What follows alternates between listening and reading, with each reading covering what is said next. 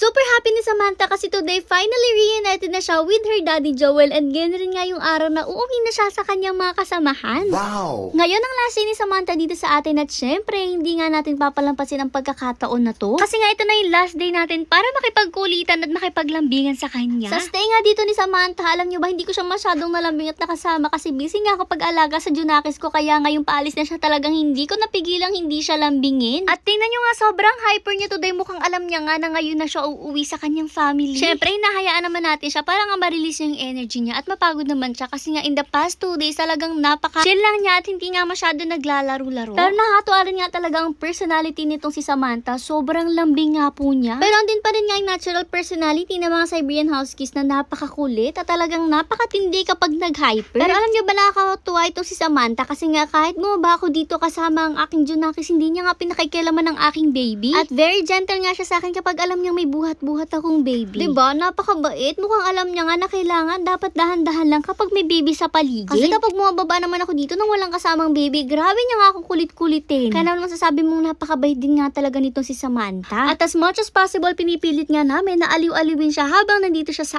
amin. Syempre, para nga hindi siya ma-stress kasi nga napalayo siya sa kanyang family at sa mga kasamahan niyang doggies. At syempre, naninibago rin siya kasi nga malayo siya sa kanyang daddy Joel. Madalas rin nga pinalalabas siya sa office air ng pack members at ngayon nga binuhat siya ni kuya para nga lambing-lambingin since last day na nga niya dito. Kasi alam niyo ba, simula po nung baby pa itong si Rose aka Samantha, ay in love na nga po si kuya dito at gustong-gusto niya siya na nga po ang mag-adapt dito kay Rose aka Samantha. Pero nung malaman nga po niya na itong si Samantha ang napili ni Joel, hinayaan na rin nga po ni kuya na i-adopt ni Sir Joel itong si Samantha. Kasi alam nga niya na mas maaalagaan ng maayos at mas matututukan siya ng pansin ni Sir Joel kasi alam niyo naman kung gaano kagaling si Sir Joel mag-alaga ng kanyang mga tiyanak. Ito nga time naman ni Mother para nga makulit dito kay Samantha. At alam nyo ba, sa 3 days nga na magkasama nila at lagi sila ang magkadikit, ito yung napansin ni Mother dito kay Samantha. Kung napanood nyo nga sa previous video, kapag nga tumatayo si Mother at lumalayo siya kahit konting agwat lang kay Samantha, talagang tumatayo nga siya at sumusunod kung saan man pupunta si Mother. Alam nyo, mukhang natatakot siya kapag nga malayo sa kanya yung kanyang owner. Alam mo yung parang takot siyang mapalayo sa kanyang fur parents. Anyways, ito na nga, nandito na nga ang kanyang daddy Joel at pinalabas na rin nga po siya. Nung ma-realize na yung daddy niya nga ito, grabe yung pagkaway-kaway ng buntot niya at sobrang saya po talaga niya nang makita niya ang daddy niya. Hindi nga siya magkanda-ugaga kung paano ba niya ipakikita kung gaano siya kasaya. At talagang tinalon-talonan nga niya yung daddy niya. Makikita mo rin naman kasi talaga sa actions niya kung gaano siya kasaya. Talagang tinitingnan pa nga niya kung ano yung mga daladala ng daddy niya. Akala siguro ni Samantha iniwan na siya ng daddy niya dito sa atin at di niya in-expect na babalikan pa pala siya. Pero syempre, love na love siya ng daddy Joel niya at hindi nga siya iiwan nito kahit kailan. Nakakaloka nga kasi talagang may pag-gift sa atin si Sir Joel. Grabe, di ba, nakakataba ng puso? Talaga namang hindi tayo nanghihingi ng kapalit ng pag-aalaga dito kay Samantha kasi hindi naman na siya iba sa atin since galing nga di siya sa atin. Pero alam nyo naman si Sir Joel, grabe talaga ang pagka-generous niyan. Kaya naman tingnan nyo, talaga may gift pa siya sa akin at kay Mother. At alam nyo ba, may dala pa nga siyang food para sa atin. Grabe ang pagka-generous talaga. At kita-kita nyo naman si Samantha hanggang ngayon na hindi makapaniwala. Talagang tuwan-tuwa pa rin niya na nandito na yung daddy niya at mukhang hindi na nga siya lalayuan. Mabalik-balik pa nga sa atin si Samantha. Parang sinasabi sa atin, nandyan na nga daw yung daddy niya at nagpapaalam na rin nga sa atin. Mukhang nagte-thank you na rin nga siya sa pag-aalaga niya sa atin kasi alam din niya na uwi na nga siya today. At ito na nga, kailangan na nga nating mag-goodbye sa kanya for real kasi nga alis na nga po siya. Binuot na nga siya ng daddy niya at palabas na rin nga sila dito. Talaga nagbabay lang sa kanya si Mother. Alam niyo ba, nakailang pagbababay talaga si Mother sa kanya. Dahil nga kasi ayaw talaga ni Samantha na iniiwan siya or lumalayo nga sa kanya yung kasama niya. Mukhang na-attach na rin talaga si Mother ng matindi sa kanya. Pero syempre, happy rin nga kami para kay Samantha kasi nga finally makakasama na ulit niya yung mga kasamahan niya. Hindi kasi talaga siya sanay sa ating mansion kasi sobrang dami nga talagang dog. Hindi nga siya sanay rin sa ingay. Kahit nga yung mga dumadaan-daan sa sakyan dito, grabe nagugulat at natatakot pa rin siya sa tunog. Hindi nga kasi sanay kasi nga tahimik nga dun sa kanila. Pero okay lang kasi babalik na nga siya sa kanilang bahay at ayan, sinakay na rin nga siya sa sasakyan at nasa unahan pa nga talaga siya. Napaka-cute at napaka-behave kasi pwede nga siyang katabi at nasa unahan. Kasi alam nyo naman yung pack members natin hindi pwedeng itabi sa driver sa sobrang likod. Anyways, pag-alis nga nila, syempre binuksan na nga natin ang gift ni Sir Joel para sa atin. Syempre, di na rin kami makakahintay kasi nga minsan lang talaga kami magbigyan ng gift. Kaya naman tuwan-tuwa din talaga kami mag-unbox. At sobrang nagustuhan din nga talaga namin ang gift na binigay niya sa amin. Ito nga isang sekosana na bag na medyo maliit ay para sa akin daw. O diba, very thoughtful talaga. Nung buksan nga ni Mother yung para sa kanya sekosana na bag rin, at tingnan nyo naman, grabe kaganda talaga. Nakakatuwa nga kasi ang galing din talagang pumili ni Sir Joel ng bag. Gustong-gusto din nga namin yung mga napili niya. At very thankful nag-stay-on nga kami para sa bigay ni Sir Joel na to. Kaya naman thank you so much Sir Joel. Napaka-generous nyo po talaga. At tuwan-tuwa rin naman kami kasi gaya nga nasabi ko sa inyo, bihira lang talaga kami makatanggap ng mga gifts. Kasi nga po, madalas kami po talaga yung nag-gift sa iba. Anyways, thank you so much po ulit Sir Joel and thank you rin po sa pagtitiwala niyo sa amin. At sa amin niyo pa nagkatiwala si Samantha.